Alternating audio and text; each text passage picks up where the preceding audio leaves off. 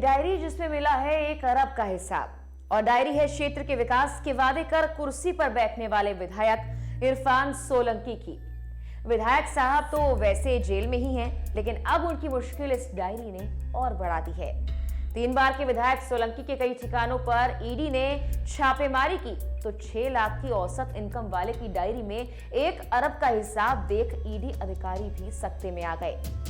Samajwadi party के विधायक के कारनामों का खुलासा करती ये डायरी क्या कहती है, कैसे शुरू हुआ इरफान सोलंकी के राजपाश का सिलसिला, चलिए आज की क्राइम रिपोर्ट में इसी पर करते हैं बात। नमस्कार, मेरा नाम है मेघना सचदेवा। उत्तर प्रदेश के कानपुर से समाजवादी पार्टी विधायक इरफान सोलंकी पर ईडी का शिकंजा कसा है। सीसामऊ एमएलए के खिलाफ लगातार विवाद गरमा रहा है। सीसामऊ विधायक इरफान सोलंकी के घर गुरुवार सुबह 6:30 बजे एनफोर्समेंट डायरेक्टरेट यानी ईडी की 2 टीमों ने रेड मारी।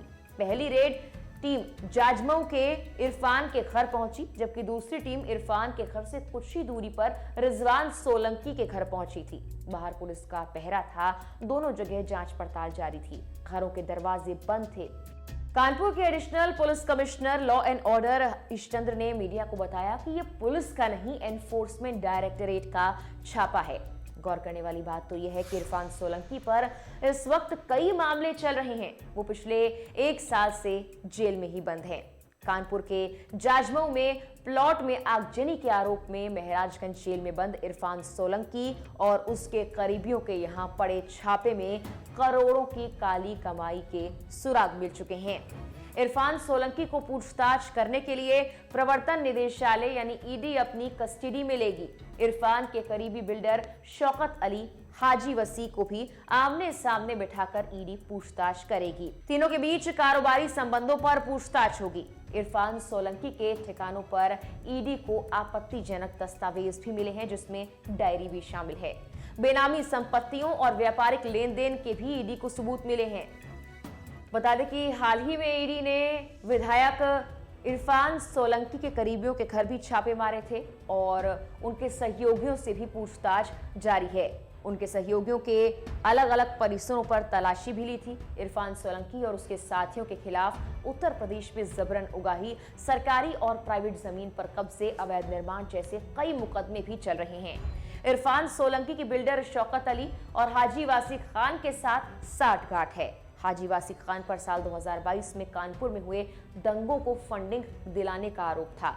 हाजी वासी खान और उसके गिरोह पर फर्जी कागजातों के आधार पर बांग्लादेशी नागरिकों को अवैध तरीके से बसाने का भी आरोप है। हाजी वासी खान और उसके गिरोह पर गैंगस्टर एक्ट तक लगाया गया है।